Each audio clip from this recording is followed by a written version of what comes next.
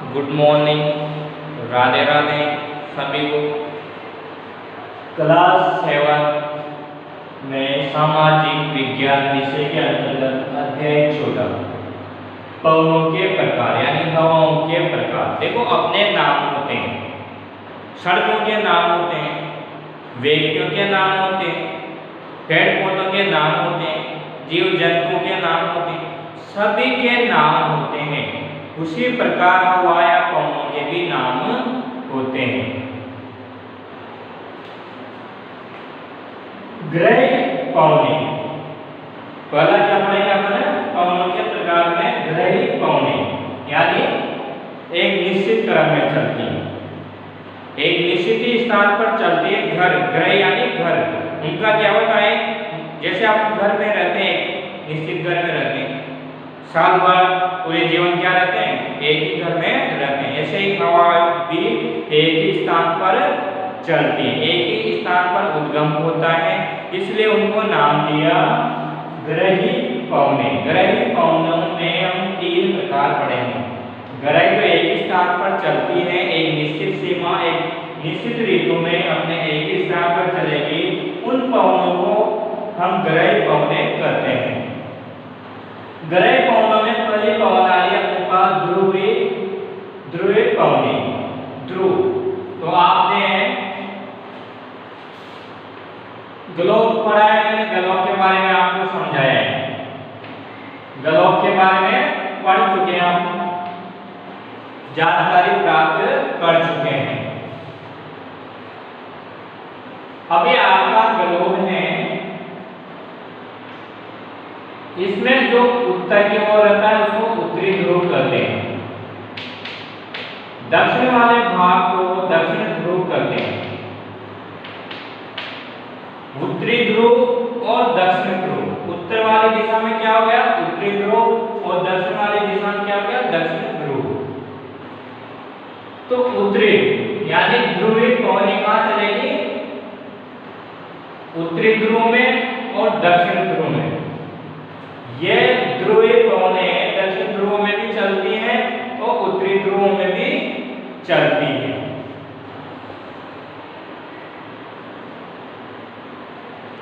उत्तरी ध्रुव में भी चलती है और दक्षिण ध्रुव में भी चलती है। कौन सा कटिबंध होता है यहाँ, शीत कटिबंध। यहाँ और यहाँ क्या होता है, शीत ऋतु होती है। क्या होती है, शीत ऋतु।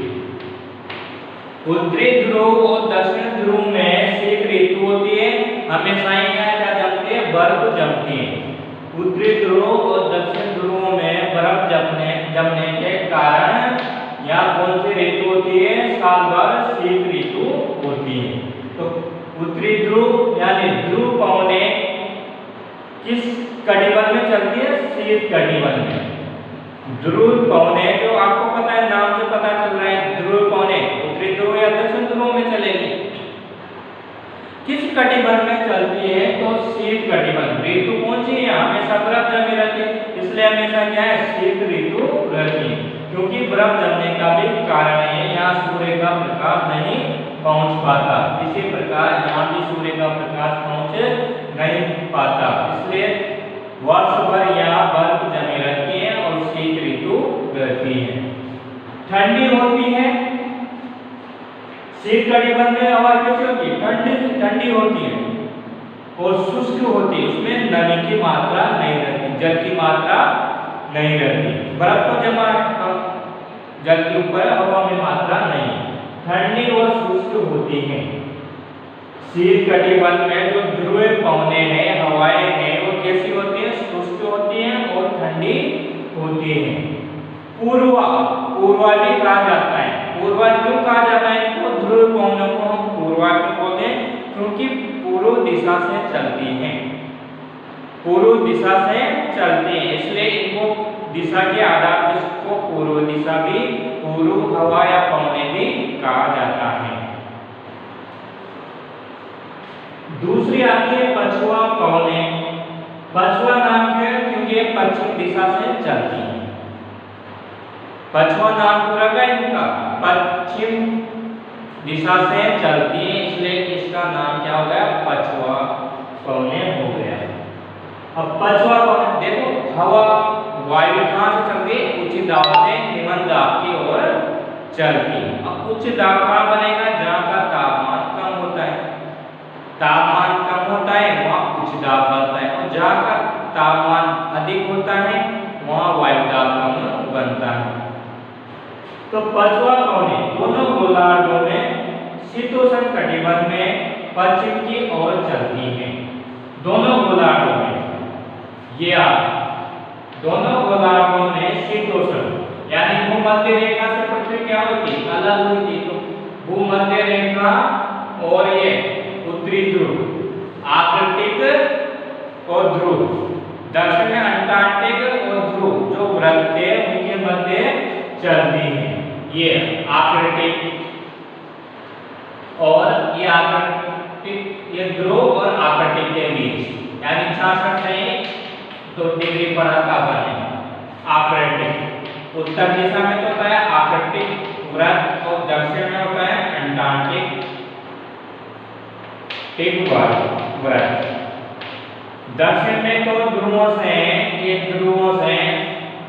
अंटार्कटिक वृत्त के मध्य जो क्षेत्र होता है वह शीतोष्ण में आता है, जहाँ सर्दी भी पड़ती है गर्मी भी पड़ती है। ऐसे उत्तरी ध्रुव की तरफ होता है आर्कटिक वृत्त। इनके बीच यहाँ तक सूर्य का प्रकाश पहुंचता है तो यहाँ सर्दी भी पड़ती है और गर्मी भी पड़ती है। इसलिए यहाँ क्या होती है? किस कौन सा कटिबंध होता है? शीतोष्ण कटिबंध होता है। शीतोष्ण कटिबंध में हवाएं पश्चिम की ओर चलती है, इसलिए इनको पूर्व पश्चिम पछुआ कोने नाम दिया है। विपरीत व्यापारिक कोने भी कहा जाता है। विपरीत व्यापारिक कोने भी कहा जाता है क्योंकि व्यापारिक जो कोने हैं वायु हैं वो पूर्व से चलती है और ये पश्चिम से चलती है, इसलिए इनको व्यापारिक कोनों के विपरीत वाली वायु या कोने भी कहा जाता है। वर्षा कराने में सहायक है। कौन सी कोने हैं जो वर्षा कराने में सहायक है? पछुआ कोने। पछुआ कोने जो वर्षा कराने में सहायक है। वर्षा कराने में सहायक हुए इसके पीछे भी कारण है क्योंकि ये सागर और महासागरों के ऊपर से गुजरती है। सागर और महासागरों को पार करती है। पार करके वो अपने साथ जल की बूंदें उठा लेती है, नमी उठा लेती है हवा में। हवा क्या करती है? सागर महासागर के ऊपर से गुजरती है तो अपने साथ वह जल की नमी उठा लेती है। नमी उठाने से आगे चलती है और आगे स्थल भागों में वर्षा कराती है। इसलिए वर्षा कराने में पछुआ जो कोने हैं विपरीत व्यापारिक कोने जो वर्षा कराने में सहायक होती है। सहायक इसलिए है क्योंकि सागरों महासागरों के ऊपर गुजरने से नमी उठाती है।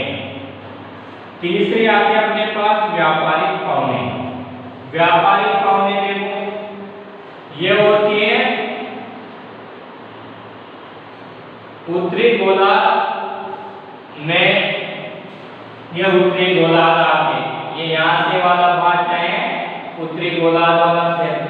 उत्तरी गोलार्ध में ये व्यापारिक कोने चलेगी उत्तर पूर्व की ओर यानी इधर से। उत्तरी गोलार्ध में हवाएं चलेगी व्यापारिक हवाएं उत्तरी पूर्व से। कौन सी दिशा से चलती है? उत्तरी पूर्व से चलती है। तथा दक्षिण गोलार्ध में दक्षिण पूर्व से चलती है। दक्षिण पूर्व ये इधर चलेगी। दक्षिण ध्रुव से व्यापारिक कोने कैसे चलेगी? दक्षिण पूर्व दिशा में, और उत्तरी ध्रुव में चलेगी उत्तर पूर्व दिशा से यानी ये पूर्व की ओर चलती है। व्यापारिक कोने हैं जो किस दिशा में चलती है? पूर्व दिशा की ओर चलती है। उत्तरी ध्रुव में उत्तर पूर्व और दक्षिण ध्रुव में दक्षिण पूर्व चलती है। व्यापारिक कोने उत्तरी गोलार्ध में कहाँ चल रही है? उत्तर पूर्व। दक्षिण गोलार्ध में कहाँ चल रही है? दक्षिण पूर्व। शुष्क होती है व्यापारिक कोने जो क्या होती है? शुष्क होती है। शुष्क होने के पीछे कारण क्या है? शुष्क क्यों होती है? क्योंकि ये महाद्वीपों के ऊपर से गुजरती है। किसके ऊपर से गुजर रही है? महाद्वीपों के ऊपर से गुजरती, इसलिए शुष्क होती है। ये वर्षा कराने में सहायक नहीं है। व्यापार करने में क्या ये सहायक है, इसलिए ये हवाएं क्या करती थी, देखो पहले ना तो यातायात के साधन थे, पहले क्या थे, प्राचीन समय में व्यापार करने के लिए जहाज और नावें होती थी। जहाज और नावें होती थी तो व्यक्ति उनमें अपने सामान बेचने के लाद कर चलते थे। जो हवाएं चलती थी पूर्व से हवाएं चलती थी, वह नाव के धक्का लगाती थी और उनकी गति को क्या करती थी, तेज करती थी। इसलिए इनको नाम दे दिया, यानी व्यापार कराने में क्या दिया, सहायक थी, सहयोग करती थी, इसलिए इनको व्यापारिक पौने नाम दे दिए। अब इंग्लैंड अंग्रेज भारत में क्यों आए, क्योंकि वह क्या है, पश्चिम में है। इंग्लैंड यूरोप आदि भारत की कौन सी दिशा में स्थित है, पश्चिम में। वह लोग व्यापार करने के लिए आते थे तो पश्चिम हवाएं का पूर्व की ओर, तो पूर्व की ओर लोग अंग्रेज आए और भारत में उन्होंने यहाँ भारत के साथ व्यापार किया। तो बहुत से देश ऐसे जो ये क्या करते हैं, इसलिए इनका व्यापारिक पौने नाम दिया है, क्योंकि ये व्यापार कराने में सहायक थी। एक के बाद एक से गुजरती है, इसलिए शुष्क है। उत्तरी गोलार्ध में उत्तर पूर्व से वो चलती है और दक्षिण गोलार्ध में दक्षिण पूर्व से चलती है। अब आता अपने पास स्थलीय समीर और समुद्री समीर। स्थलीय समीर और समुद्री समीर।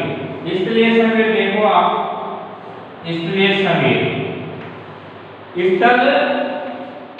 स्थल क्या होता है, जल्दी क्या हो रहा है, जल्दी गर्म होता है और जल्दी क्या होता है, ठंडा होता है। स्थल जल्दी गर्म होता है और जल्दी ठंडा होता है। इसकी अपेक्षा समुद्र में क्या होता है, जल। समुद्र जो जल होता है वह धीरे गर्म होता है और धीरे ठंडा होता है।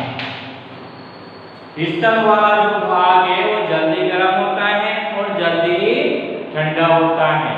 इसकी अपेक्षा जल है जो धीरे से गर्म होता है और धीरे से ही ठंडा होता है। इसलिए स्थलीय समीर और समुद्री समीर उत्पन्न होती है। अब स्थलीय समीर स्थल समीर है जो कब चलती है, अब क्या सिद्धांत क्या है अपने पास, वायुदाब। क्या देख रहे हैं अपन, वायुदाब कहाँ बनेगा, ये तापमान, जहां का तापमान कम होता है वहां वायुदाब अधिक होता है, और तापमान अधिक होता है तो वायुदाब कम होता है। इन दोनों के मध्य क्या है, विपरीत संबंध है। वायुदाब अधिक है तो उस स्थान का तापमान कम रहेगा, अगर तापमान अधिक है तो वायुदाब कम रहेगा। एक दूसरे के विपरीत चलती हैं ये दोनों स्थितियां। अब स्थल कौन सा देंगे, स्थल देखो आप, दिन के समय स्थल वाला भाग में वो क्या है, गर्म रहता है। दिन के समय स्थल भाग क्या रहता है, गर्म रहता है। अब गर्म रहता है तो हम यहाँ क्या बनेगा, वायुदाब क्या बनेगा, कम बनेगा, कम वायुदाब बनेगा। दिन के समय देखते हैं हम तो स्थल भाग गर्म होता है, क्योंकि सूर्य का प्रकाश के कारण क्या हो रहा है, गर्म होता है। गर्म होने से वायुदाब कम बनता है, तो दिन के समय तो यहाँ क्या होगा, हवाएं कैसे, तो रात के समय हवाएं कहाँ चलेगी, रात में स्थल भाग क्या रहता है, गर्म रहता है, ठंडा। रात के समय क्या रहता है, ठंडा रहता है। ठंडा रहता है तो वायुदाब क्या है, अधिक रहेगा। तो स्थलीय हवाएं हैं, स्थलीय जो समीर है वो रात के समय चलती है। रात के समय स्थल से समुद्र की ओर चलती है।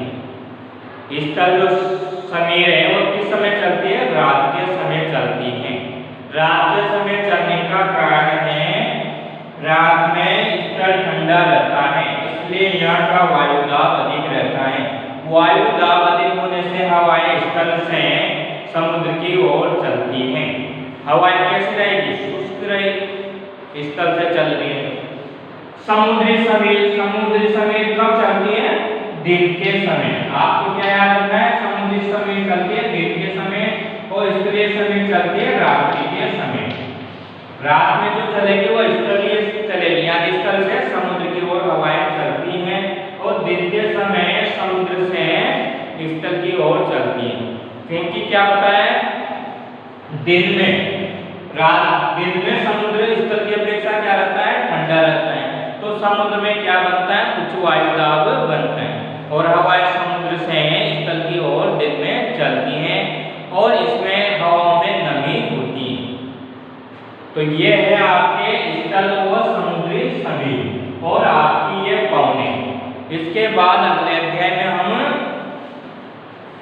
अध्ययन करेंगे। ये तो आज तो हमने क्या है, स्थानीय हवाओं की ग्रह पौनों के बारे में अध्ययन किया है। इसके बाद आएगी स्थानीय पौने। क्या आएगी? स्थानीय पौने। तो ये आपको याद करना है। ध्रुव पौने किस कटिबंध में चल रही है? शीत कटिबंध में। इनको पूर्वा क्यों कहा गया है? क्योंकि पूर्व दिशा से चलती है। कैसी होती है? ठंडी होती है, शुष्क होती है। पछुआ पौने पड़ी अपने दूसरी, तो दोनों गोलार्धों में किस कटिबंध में चल रही है? शीतोष्ण कटिबंध में चल रही है।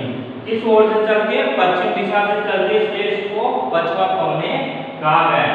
ये वर्षा कराने में क्या है? सहायक है, क्योंकि ये सागरों महासागरों से गुजरती है और अपने साथ नमी ले लेती है।